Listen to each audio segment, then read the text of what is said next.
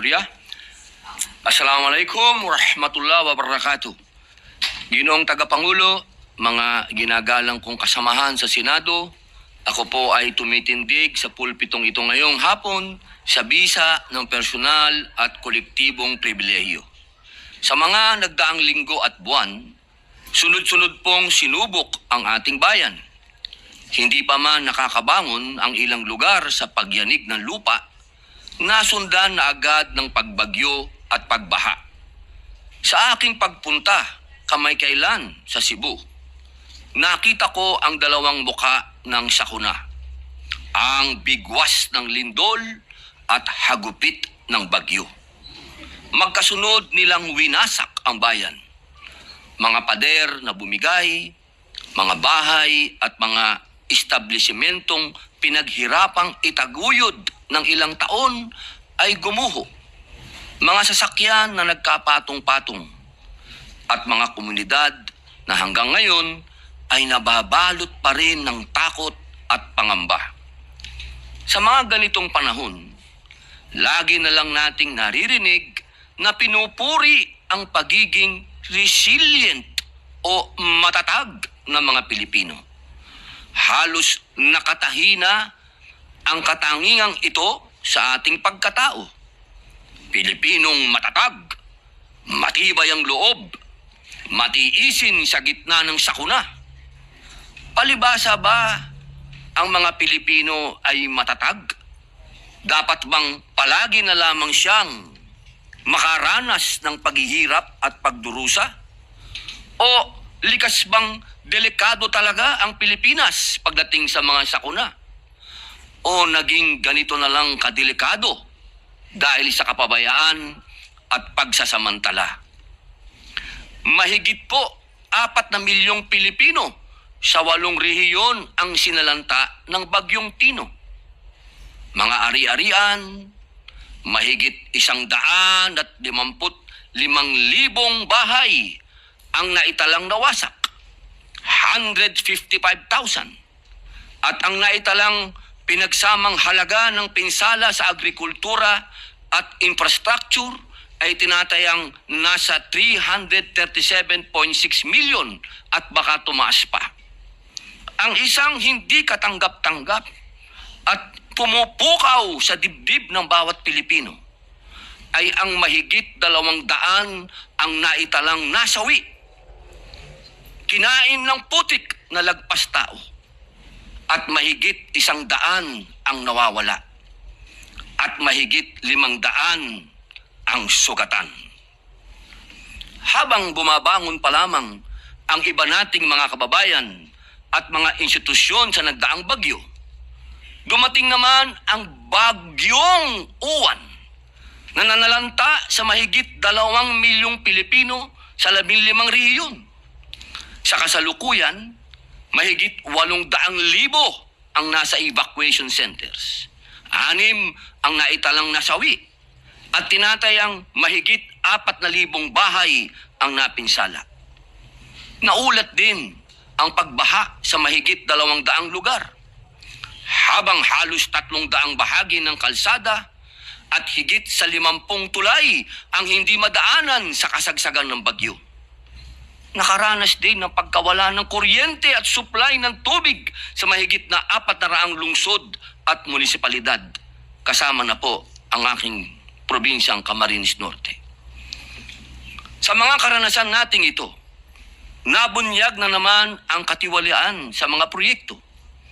Mga maninipis at tinipid na poste ng gusali, mga seawall na madaling masira at bumigay, ang katagang flood control ghost projects pala ay hindi lamang ghost sa kadahilan ng hindi sila nakikita at nararamdaman, kundi dahil mumultuhin tayo ng mga ito sa tuwing magkakaroon ng kalamidad.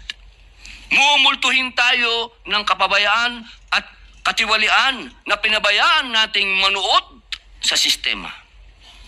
At kung may dapat tayong mapagtanto sa lahat ng ito, isa lang ang katotohanan: hindi kalikasan ang may problema. Sistemang bulok at palpak. Kung matatag man ng ating mga mamamayan, hindi po yun nangangahulugan na kailangan nating hayaang dumanas sila ng hirap sa bawat sakuna. Ang resilience na ginagayak ng bawat Pilipino bilang isang tatak ng karangalan ay naging tabing na din na nagkukubli sa kawalan ng pananagutan. Bilang mga mambabatas, tungkulin nating itaguyod sila. Ibsan ng bigat na kanilang dinadala. Mas lalo pang palakasin ang kanilang loob at patatagin ng kanilang diwa. Our people deserve more from us. Hindi salita, hindi grandstanding, kundi sa gawa. Tunay na malasakit at tapat na paglilingkod. Kaya po noong Setyembre pa lamang, isinusulong ko na ang Senate Bill number 1299 o Mahiya Naman Kayo Act na naglalayong ganap na alisin ang ekwasyon, ang panghihimasok ng mga mambabatas sa pagtukoy, pagpopondo at pagpapatupad ng mga proyekto. Layon din ng panukalang ito na patatagin ang koordinasyon ng national government sa mga local government units, sa mga infrastructure projects na itatayo sa kanilang mga lugar. Kung ang isang proyektong pang-infrastructure ay itatayo sa isang probinsya, munisipyo, syudad o barangay, dapat ito ay alam ng mga local government officials doon. Hindi na pwedeng surprise na lang ang mga proyekto na ikagugulat ni governor, ni mayor o ni kapitan. Naalala ko pa noong 2024, matapos ang pananalasa ng Bagyong Christine, personal ko pong tinutukan ang pagbaha sa Camarines Sur dahil ako po'y Bicolano. Nakita ko kung paanong ang ilang proyekto ng flood control, imbis na makatulong, ay naging sagabal pa sa natural na daloy ng mga ilog. Isa itong malinaw na halimbawa kung paanong ang hindi konsultadong proyekto ay nagiging sanhi na mas matinding sakuna. Maaalala din na sa kasagsagan ng mga bagyo noong Hulyo nitong taon, nanawagan po si Manila Mayor Isko Moreno na ibigay sa mga LGU ang pamamahala sa mga pasilidad kontra baha. Dapat sa kanila magsimula ang proyekto. Dapat sa kanila manggaling ang plano. Dapat sila ang nagpapasya kung paano magpoprotektahan ang kanilang mga mamamayan. Ang trabaho ng legislatura ay magbigay ng otorisasyon sa pamamagitan ng batas, hindi ng padrino. Magbigay ng gabay, magbigay ng solusyon, hindi ng problema. Kung pumalpak ang proyekto, kung may pagkukulang, dapat malinaw kung sino ang mananagot, hindi na kung ano-ano pang investigasyon.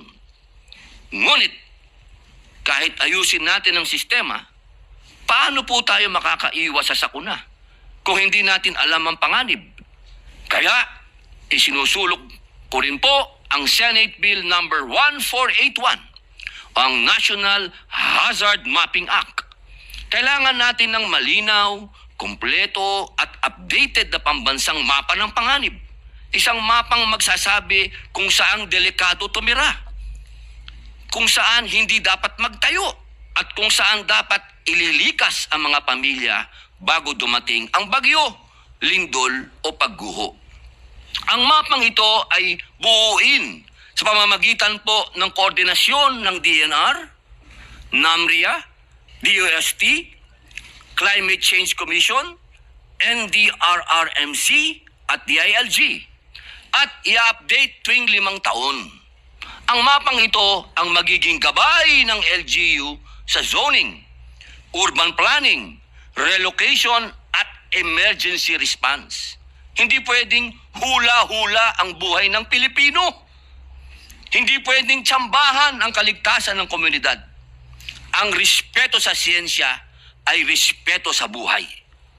Sa diwa ng katarungang panlipunan at malasakit, ang inyong lingkod ay maghahain din po ng isang resolusyon na nanawagan sa lahat ng government financial institution at iba pang ahensya na magpatupad ng pansamantalang moratorium sa pagbabayad ng utang sa mga lugar na idiniklarang nasa ilalim ng state of calamity.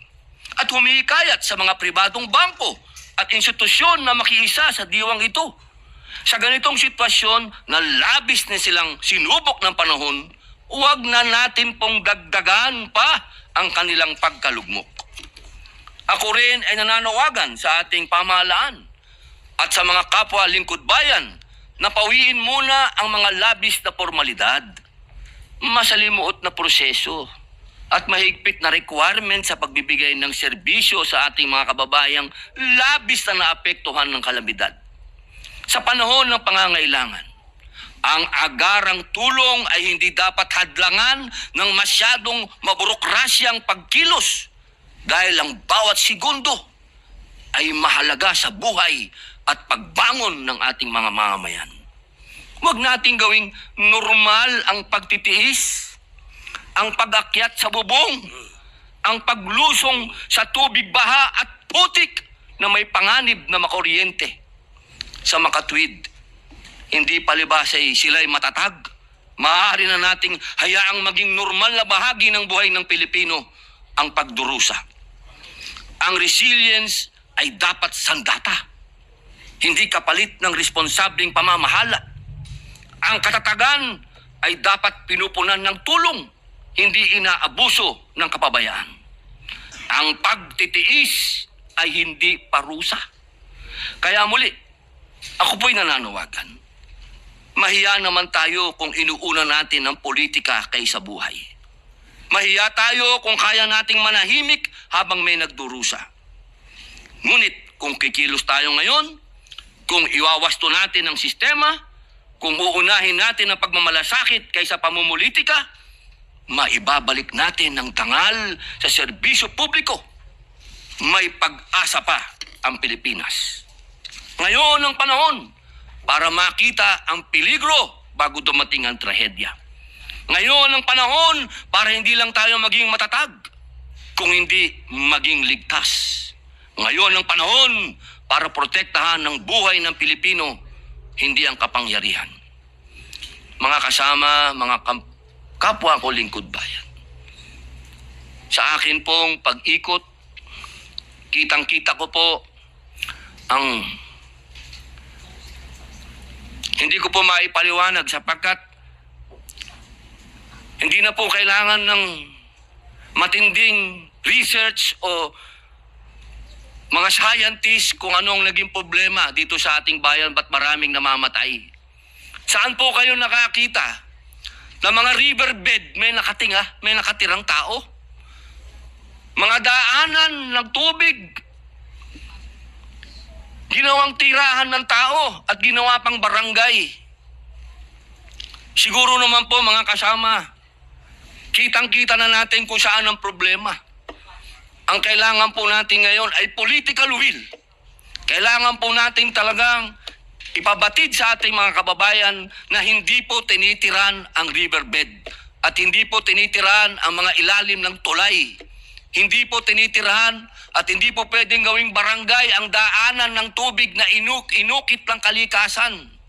Yaan pong mga lugar na yan, sa matagal na panahon, 1,000 taon, yaan po ay daanan ng tubig.